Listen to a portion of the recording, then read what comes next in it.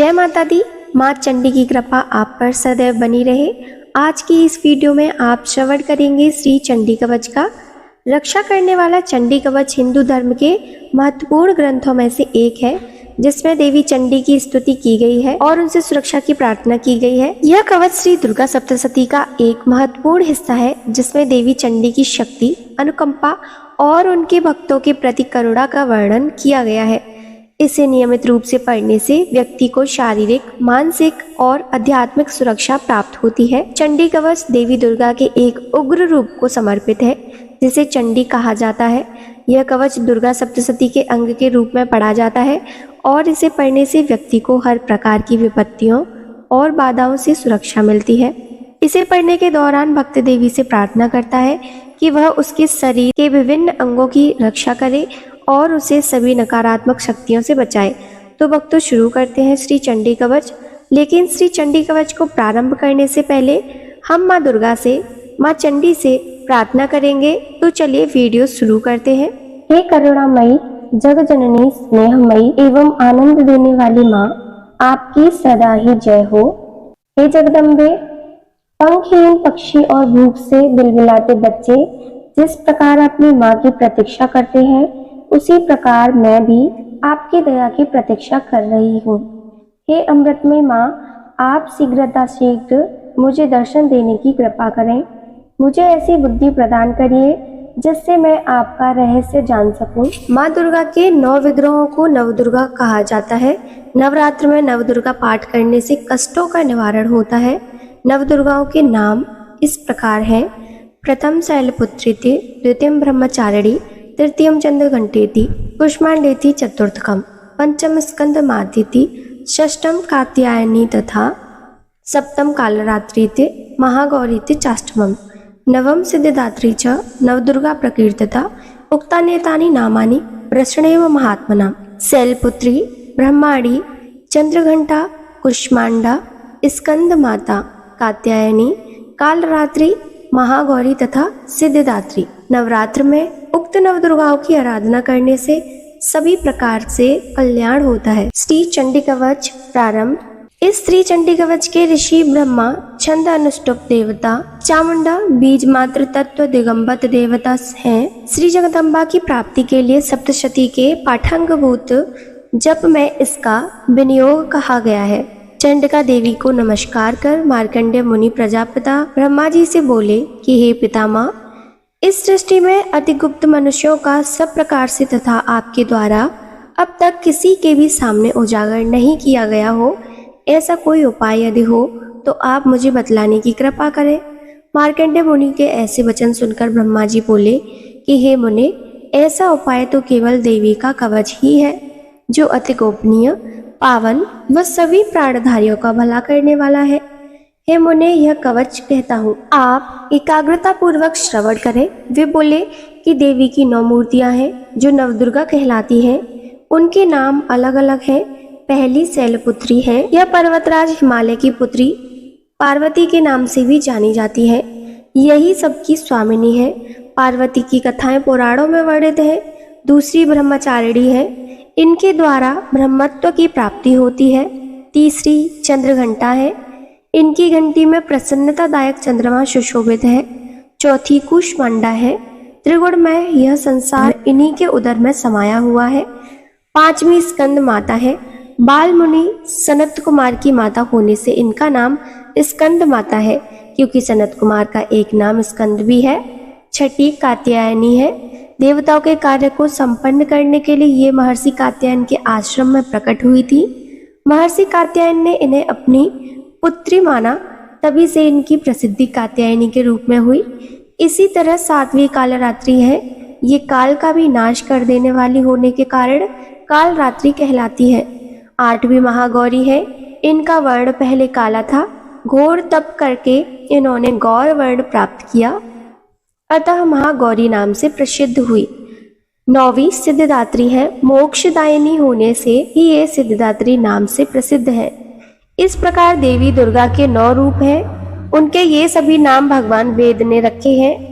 ब्रह्मा जी बोले कि हे मुने, जो अग्नि से पीड़ित हो, युद्ध भूमि में शत्रुओं से बुरी तरह घिर चुका हो, भीषण संकट में फंस चुका हो, ऐसा व्यक्ति देवी दुर्गा की शरण ले तो उसका कुछ भी अमंगल नहीं होता। युद्ध काल में संकट उपस्थित होने पर ऐसा व्यक्ति विपदा से भली प्रकार मुक्त रहता है। उसे न किसी प्रकार का शोक दुख होता है, न किसी प्रकार का भय ही सताता है।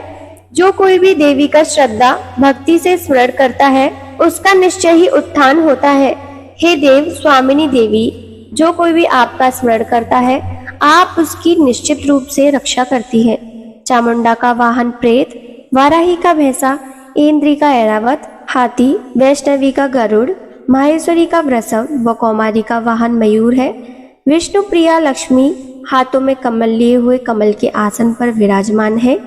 ईश्वरी देवी श्वेत रूप धारण कर वृषभ पर आरूढ़ है। ब्राह्मी देवी हंस पर सर्वाभूषणों से आभूषित होकर हंस पर विराजमान है। इस तरह सभी माताएं सर्वयोग शक्तियों से परिपूर्ण हैं। इनके अतिरिक्त भी अनेक देवियों ने जो नाना प्रकार के आभूषणों से आभूषित नानाविध रत्नों से शोभायमान है। ये देवियां अपने भक्तों की रक्षा के लिए ही रथारूढ़ व क्रोधपूर्ण मुद्रा में दिखाई देती हैं। ये दैत्यों के विनाश, भक्तों को निर्भय करने व देवताओं के कल्याण के लिए ही शंख, चक्र, गदा, शक्ति, हल, मुशल, खेटक, तोमर, परशु, पाश, कुंत, त्रिशूल, श्रेष्ठ सारंग, धनुष आदि अस्त्र शस्त्र धारण करती है। कवच को प्रारंभ करने से पूर्व देवी से इस प्रकार प्रार्थना करें। महारौद्र रूप वाली, घोर पराक्रमी, महान बल व उत्साह वाली हे देवी, आप महाभय विनाशिनी हैं। आपको नमस्कार है।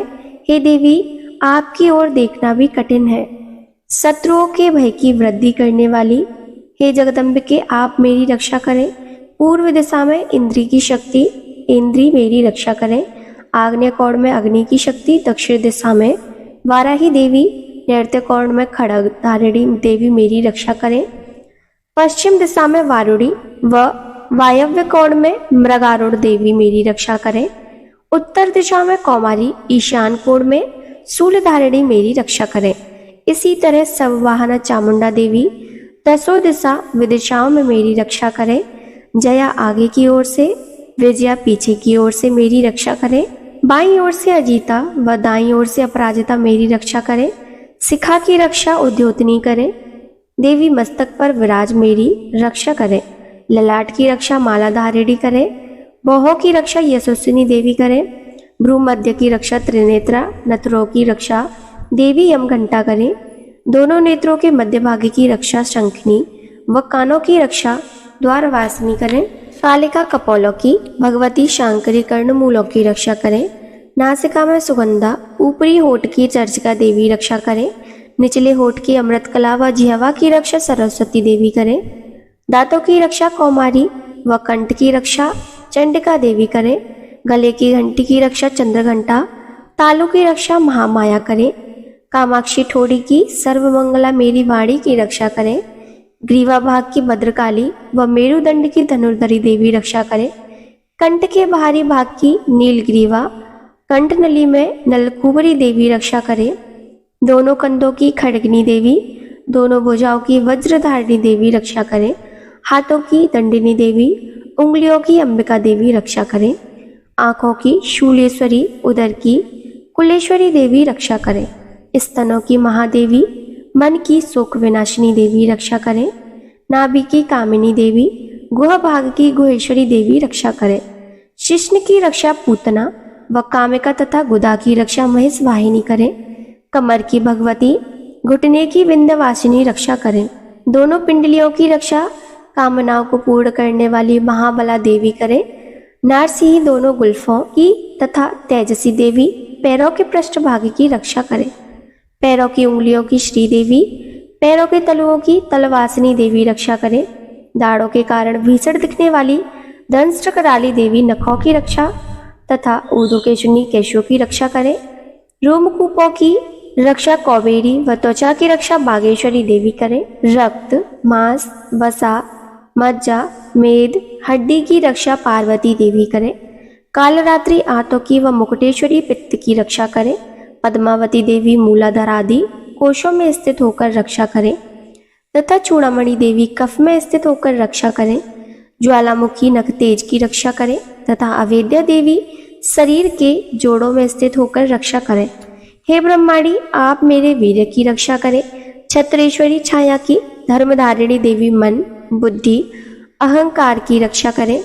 वज्रहस्ता देवी मेरे प्राण, अपान, व्यान, उदान, समान वायु की रक्षा करें। भगवती कल्याण शोभना मेरे प्राण की रक्षा करें। रूप, रस, गंध, शब्द, स्पर्श आदि विषयों के अनुभूत काल में योगिनी देवी तथा सत्व, रज, तम गुणों की रक्षा सदैव नारायणी देवी करें। आयु की रक्षा वाराही देवी, धर्म की वैष्णवी तथा यश, कीर्ति, लक्ष्मी, धन, विद्या की रक्षा चक्रिणी देवी करें। हे इंद्राणी, आप मेरे गोत्र की रक्षा करें। हे चंडिके, आप मेरे पशुओं की रक्षा करें। पुत्रों की रक्षा महालक्ष्मी व पत्नी व पति की रक्षा भैरवी करें। सुभदा देवी मेरे पथ की व क्षेमकरी देवी मेरे मार्ग की रक्षा करें। राजसभा में महालक्ष्मी रक्षा करें तथा सर्वत्र व्याप्त विजया देवी सभी प्रकार के भयों से मेरी रक्षा करें। जिस स्थान का कवच में वर्णन नहीं किया गया है वह स्थान हे देवी आपके द्वारा रक्षित हो। कारण यह है कि आप विजय दिलाने वाली व पापों का नाश करने वाली है। यदि मनुष्य अपने शरीर का कल्याण चाहे तो उन्हें बिना कवच के एक कदम भी नहीं धरना चाहिए। जब भी यात्रा करें कवच का पाठ पहले करें। कवच द्वारा रक्षित मनुष्य जहाँ जहाँ भी जाते हैं उन्हें वहाँ वहाँ धन का लाभ होता है, कामनाओं की सिद्धि होती है, विजय मिलती है। ऐसे लोग जिस भी किसी वस्तु का विचार करते हैं वह वस्तु उन्हें निश्चय ही प्राप्त होती है। वे इस धरती पर अतुलनीय ऐश्वर्य को भोगते हैं। कवच द्वारा रक्षित मनुष्यों को किसी भी प्रकार का भय नहीं रहता। युद्ध में कभी पराजय नहीं होती। तीनों लोकों में वे पूजनीय होते हैं। देवी का यह कवच देव दुर्लभ है। जो कोई नित्य नियम पूर्वक तीनों संध्या काल में इसका पाठ करते हैं उन्हें देवी कृपा प्राप्त होती है। तीनों लोकों में कभी परास्त नहीं होते। जल, अग्नि, बिजली, सर्प आदि के कारण असमय में ही मृत्यु नहीं होती तथा वे दीर्घायु भोगते हैं। मकड़ी से उत्पन्न त्वचा रोग, चेचक, कोढ़ आदि व्याधियों का निवारण होता है। स्थावर, कनेर, भांग, अफीम, धतूरे का विष, जंगल बिच्छू आदि के काटने से चढ़ा विष, कृत्रिम सर्प के झाग व तेल से बना विष आदि का कोई प्रभाव उन पर नहीं होता। सृष्टि में होने वाले मारण, मोहन आदि जैसे अविचार प्रयोग व ऐसे ही मंत्र, यंत्र इस कवच को धारण करने वाले के दर्शन मात्र से ही नष्ट हो जाते हैं। इतना ही नहीं, धरती पर विचरण करने वाले ग्राम देवता, नवचारी देव विशेष, जलोत्पन्न गण, केवल उपदेश से सिद्ध होने वाले नीच श्रेणी के देवता, जन्म के साथ ही उत्पन्न होने वाले देवता, कुल देवता, कंठमाला आदि डाकिनी, शाकिनी, अंतरिक्ष में विचरण करने वाली बलशाली भयावह डाकनियां, ग्रह, भूत, पिशाच, यक्ष, राक्षस, गंधर्व, ब्रह्म राक्षस, वेताल, कुष्मांडा, भैरवादि अनिष्टकारी देवता भी हृदय में कवच धारण करने वाले व्यक्तियों को देखते ही भाग छूटते हैं। कवचधारियों को राजा से सम्मान की प्राप्ति में वृद्धि होती है। यह कवच मनुष्यों के तेज को बढ़ाने वाला व श्रेष्ठ कवच धारण कवच पाठ करने वाले मनुष्य निज कीर्ति से आभूषित धरती पर अपनी कीर्ति के साथ साथ वृद्धि पाते हैं। जो मनुष्य कवच पाठ के बाद सप्तशती चंडी का पाठ करते हैं उनकी पौत्र पुत्र आदि संतानों की परंपरा वन, पर्वत, काननों सहित धरती के स्थिर रहने तक बराबर बनी रहती है। फिर मृत्यु होने पर ऐसे मनुष्य भगवती देवी की कृपा से उस परम पद को प्राप्त करते हैं जो देव दुर्लभ है। वे दिव्य देह धारण कर भगवान शिव के संग आनंद भोगते हैं। श्री चंडी कवच संपूर्ण। तो श्रोताओं, आज आपने श्री चंडी कवच को श्रवण किया। अगर आपको श्री दुर्गा सप्तशती पाठ भी श्रवण करना है तो उसकी वीडियो भी हमारे चैनल पर उपलब्ध है। आप श्री दुर्गा सप्तशती का पाठ हमारे चैनल के माध्यम से श्रवण कर सकते हैं। तो श्रोताओं, ये थी आज की वीडियो। उम्मीद है आपको पसंद आई होगी। अगर आपको वीडियो पसंद आई हो तो हमारे चैनल को लाइक, शेयर, सब्सक्राइब करना ना भूलें।